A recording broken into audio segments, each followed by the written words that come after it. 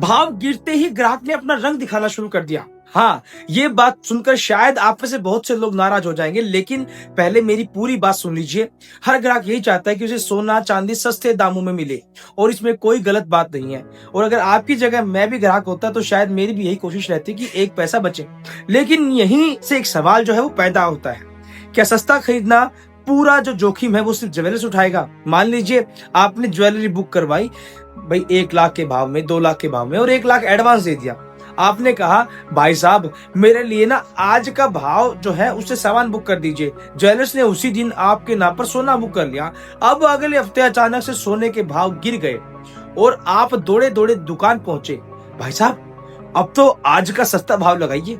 लेकिन मेरा सवाल आपसे है, जिस दिन ज्वेलर्स ने आपके लिए महंगे भाव से सोना बुक किया था उस दिन का नुकसान कौन उठाएगा, ग्राहक या सिर्फ ज्वेलर?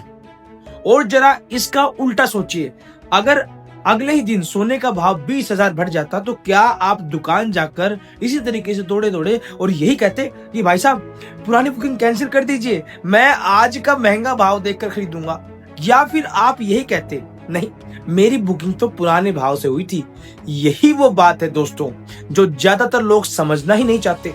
एडवांस का मतलब सिर्फ पैसा देना नहीं होता, एडवांस का मतलब होता है एक कमिटमेंट ग्राहक की भी और कमिटमेंट ज्वेलर्स की भी। हाँ, अगर पहले से ये तय हुआ था कि भाव कम होगा तो कम लगेगा, तो बिल्कुल वही होना चाहिए।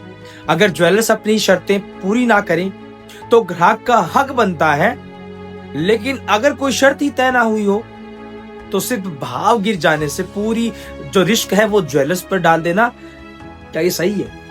अब फैसला मैं नहीं करूंगा, आप बताइए, कमिटमेंट ज्यादा बड़ी है या फिर बदलता हुआ गोल्ड रेट? कमेंट में अपनी राय जरूर लिखिए, मैं आपकी राय का इंतजार करूंगा। फिलहाल के लिए मुझे दीजिए इजाजत। जय हिंद, जय भारत।